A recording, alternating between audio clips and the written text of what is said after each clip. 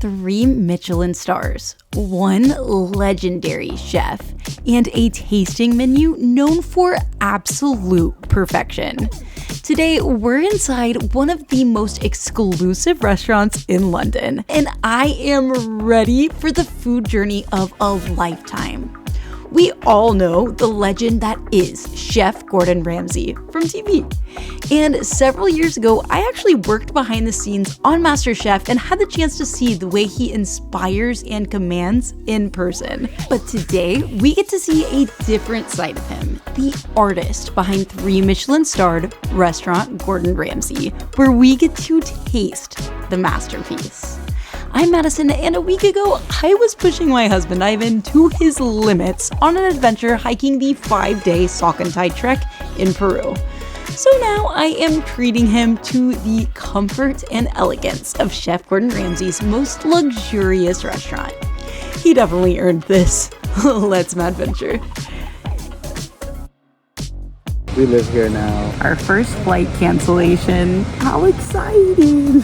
After 56 hours of travel from Cusco, Peru to Manchester, we are in the UK. First, iVEN had some computer science work to attend to, and now we have made our way down to London, where we have been soaking up every moment in one of our favorite cities in the world. But this trip is super short and our flight is in just a few hours, so let's get eating. Arriving to the restaurant, it almost feels like a secret. The neighborhood is quiet, residential, and understated, and it feels so intentional. Everything does from the second you arrive, from the details to the design, even the movements of the staff are calm, elegant, and you just immediately get this feeling that you have stepped into something so special. We haven't even started yet. This is our amuse bouche. A little something to open the palate. After already having delicious canapes, we keep opening the palate. Glistening bubbles of fat on the top and a very savory smelling. It looks like a tea, but it's actually a duck consommé.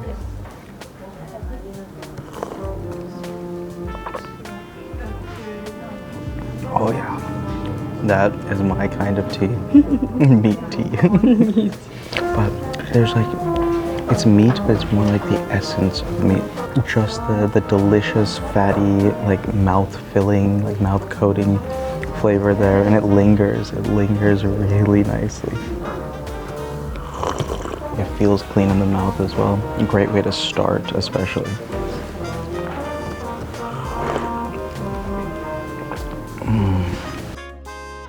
Now we have our autumn salad. Oh my goodness. Beetroots. We have a blackberry vinaigrette, elderflower, hazelnuts, all of these microgreens. It's beautiful. I thought this was like a flower or something, but it's just these beautiful slices of guanciale. This is insane. And if you don't know guanciale, it's actually what you're supposed to have in a proper carbonara. Probably only ever actually had it that way in Italy, but yeah, it's such a treat.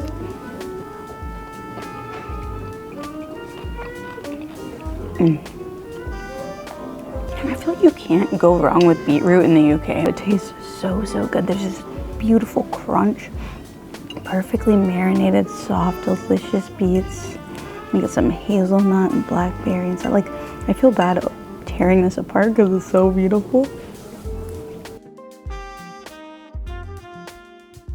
That was it. That was a bite. Oh my gosh. Having something so beautiful but sectioned off like this, every single bite is gonna taste completely different, and that's part of what makes it so fantastic, and the dish itself is such an experience. The delicious marinated beetroot. You also had the fatty, delicious guanciale with just the right amount of salt. You have the toasted crunch of the hazelnut and kind of the fattiness of that as well. Then the acid and the sweetness of the blackberry vinaigrette. Just absolutely fantastic. Definitely one of the most delicious and most beautiful salads I have ever had in my life. I could eat salads for every meal if they were tasted and looked like this. This is so good. I think of salad as like penance. This is an indulgent salad. I don't know where to start. Got the bread, beautiful. Bread is kind of like a humble side, but here it's packing such a strong rosemary punch. The butter, oh my gosh, salted, beautiful, like this fresh churn, like you can taste the freshness. Yeah. And then they bring over, it's like we're still enjoying that, like, oh, bread, so good. And they bring over the signature dish of the house, the lobster langoustine ravioli. And of course, with the pour and everything. Yeah, sorry guys, I wasn't fast enough to get it because it was such a surprise. We enjoyed it with our eyes, and that's the most important thing. It looked like this. And then the sauce came out. I haven't even had a bite and I'm already like delighted by this dish. And it's like all the little details, like the spoon, the fork, the knife have this like beautiful pattern on them. And this plate is like designed like a coral texture. Okay, we will eat it as well. We must. But I can eat yours if you're not feeling like it. No. I cannot say no to this beautiful lobster ravioli. Ugh. And it's just, if I'm ever like hesitating on cutting it, it's not because I'm not crazy excited to eat it. It's just like I want one last look at the beautiful presentation of the dish before I enjoy it. But without further ado.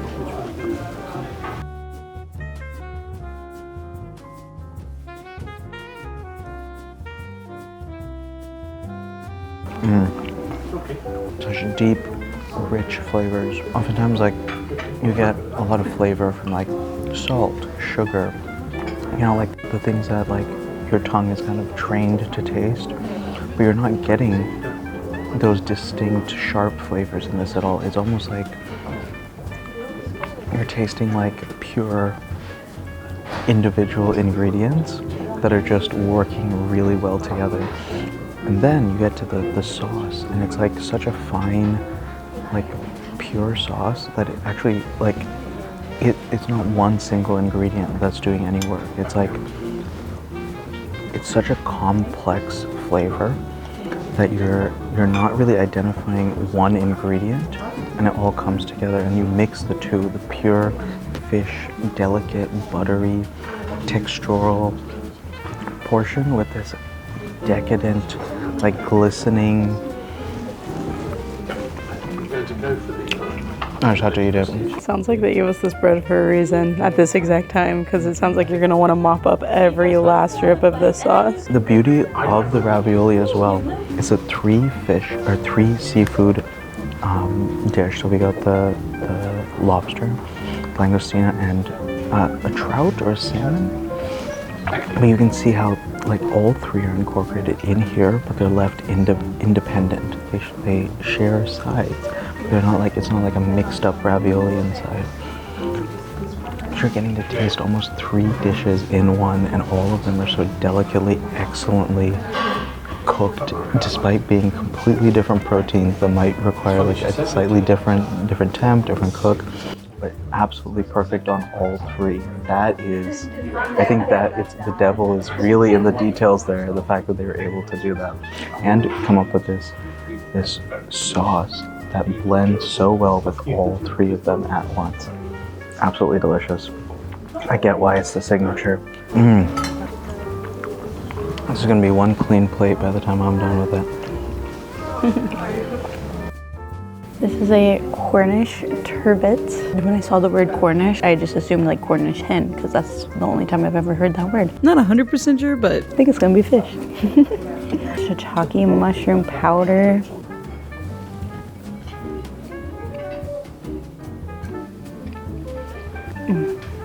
That's so good. And more bread. Thank you.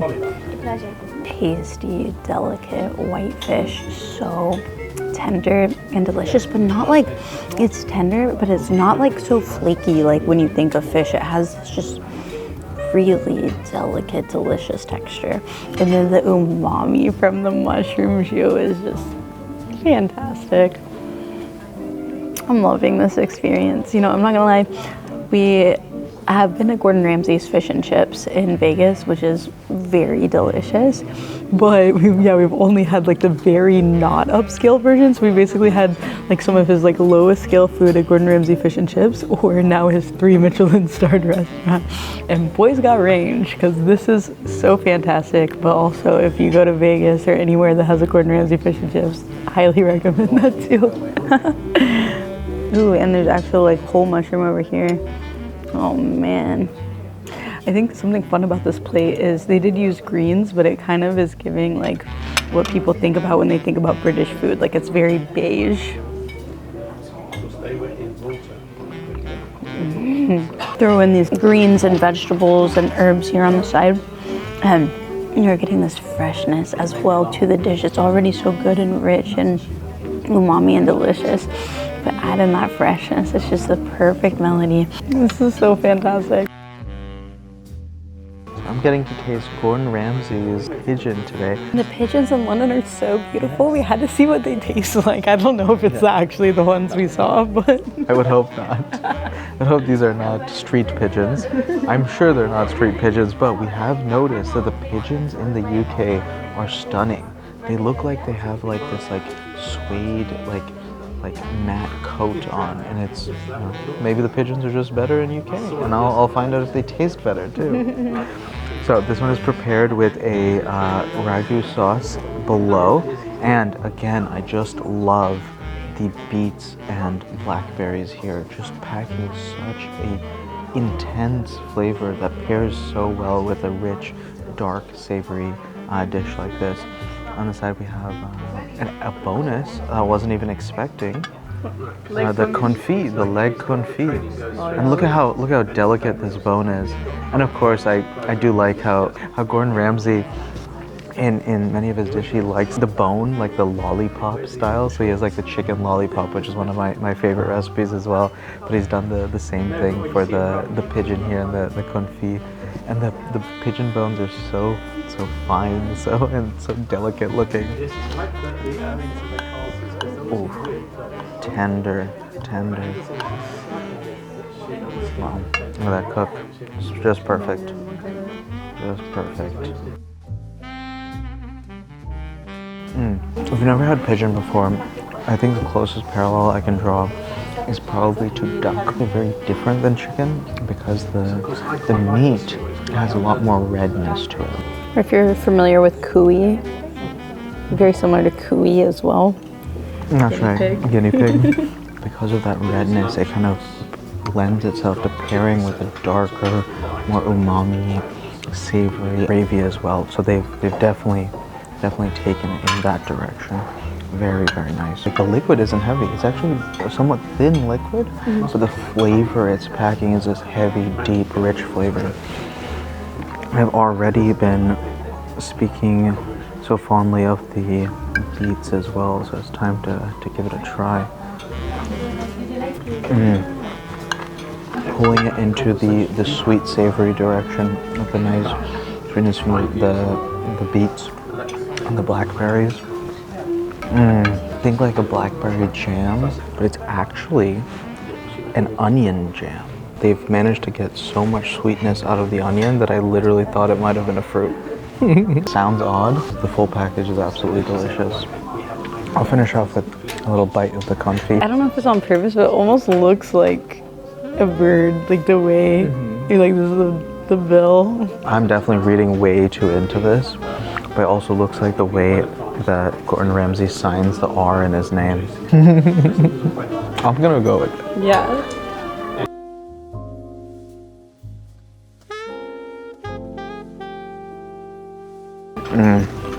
Like a meaty dessert. A little bit of, I think, raspberry. Taking this very savory dish, taking it in that dessert direction, the little crisps on the top, giving it great texture. Also kind of pulling it towards slowly into dessert. I'm not ready to go. I want more. But luckily I got a whole plate. Yeah, you're gonna do that a little longer. Really, really nice.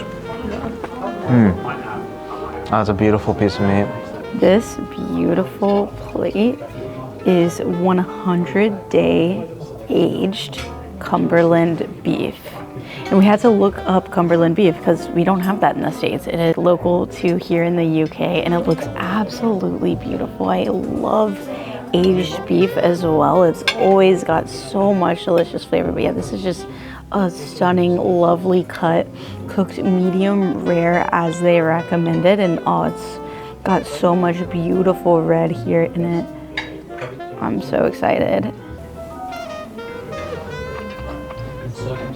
But this meat is so just like juicy and flavorful on its own. It has like this nuttiness, this delicious flavor to it. You can definitely tell like the powerful flavor that has a little bit of like a pungent funkiness that comes from aging it. Just so delicious. But then this sauce here at the bottom, we're getting like sunflower seeds, we're getting artichoke, but we're also getting tamarind, which is one of my favorite flavors in the world. Adding this little bit of tang to it as well is so beautiful, so yummy. And there's so much delicious richness going on in here with the veggies as well. I thought, oh, it's just gonna be such a spike of freshness. And there is great fresh flavors, but there's also this deep, rich brown sauce, like this beefy sauce to it as well. Lovely, lovely. They also gave like a bit of like a fat cap, and it's so good. And I think what's really cool about the fact that they included it, they didn't put it in the sauce like they did the rest of the beef. They kind of put it on the top, so you're really getting to taste what makes the Cumberland and the 100-day age beef so unique. Like you're getting like that extra bit of flavor that comes from this incredible local breed, slight funkiness that comes from the aging. You're really getting all of that in the fat cap. It's cool because the beef itself is fantastically done. All of those flavors pair so beautifully with the other flavors on the plate. Also including this fat cap that's not in the sauces where you can get the pure flavor. Genius. Fantastic. This is our final main course. We should have 2 more courses remaining. Moving on to sweets. But what a delicious way to end our savory dishes for today.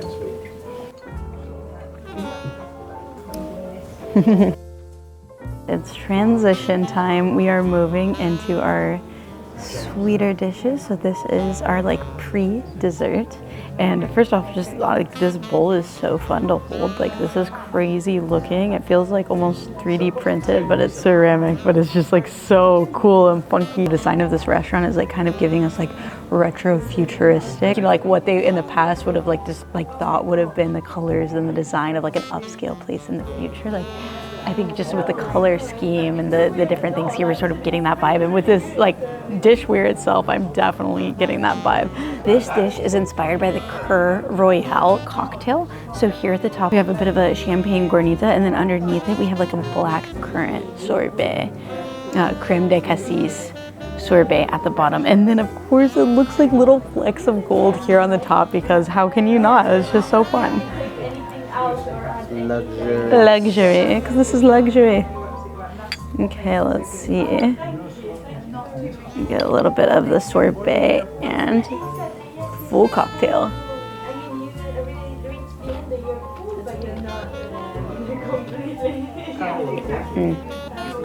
This is so delicious. I don't know why we don't have blackcurrant in the States. It's tart and sweet and fantastic. And literally, the purple Skittles here in the UK are blackcurrant flavored, and they are so much better than the grape in the States. And this is just so tasty with like the freshness of the champagne almost, and then the delicious, strong tart flavors of the sorbet.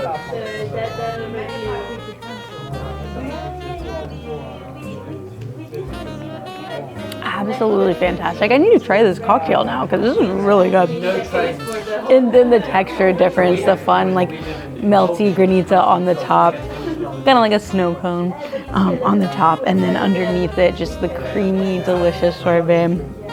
Tart, fresh, fantastic, and preparing your mouth, preparing your taste buds for these sweets to come. always fun when you get a dish like this and there's like one ingredient that's like immediately in your face of what it is, but when they describe it, they intentionally do not mention it.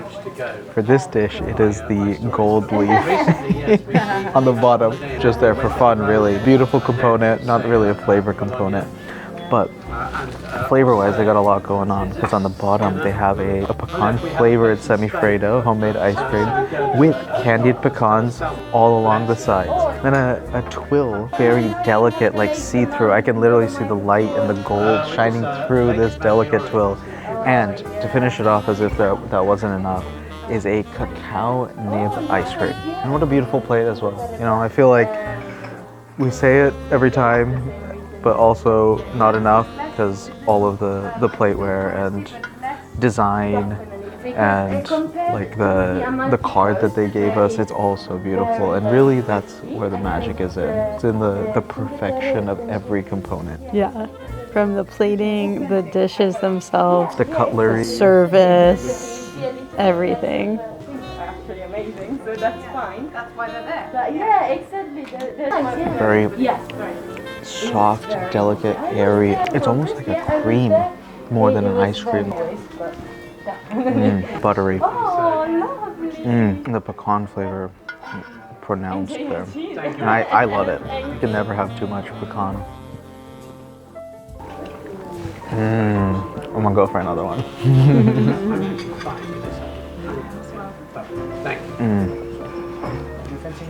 When iVEN is like going back for like second bites of his dessert because it's so good, like he's not a sweets guy, so you know this is amazing.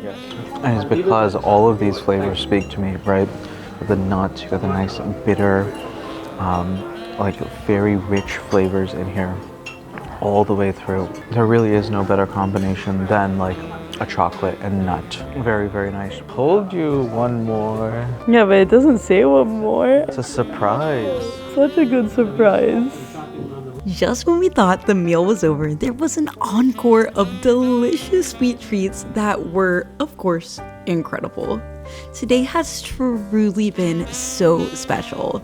Leaving the restaurant, I truly feel like I have a new understanding of why Chef Gordon Ramsay fights so hard for perfection on all of his shows. When you eat here, you see exactly what he's trying to instill in every chef who steps into his kitchens. Every single plate that came out tonight was precise, thoughtful, and executed with a level of craftsmanship you rarely see anywhere else. The service, the timing, the flavors, it was all intentional. It really sunk in that these standards that he holds on the shows are real, and this restaurant is the proof. Being here feels like we've stepped into the world that he's trying to teach others to reach. And I, for one, really, really love that world. You know what that means? It means it's actually time for us to go. Our flight is in 3 hours, so we need to head to the airport. So thanks so much for joining us. Please hit those subscribe and like buttons, and we'll see you on the next one.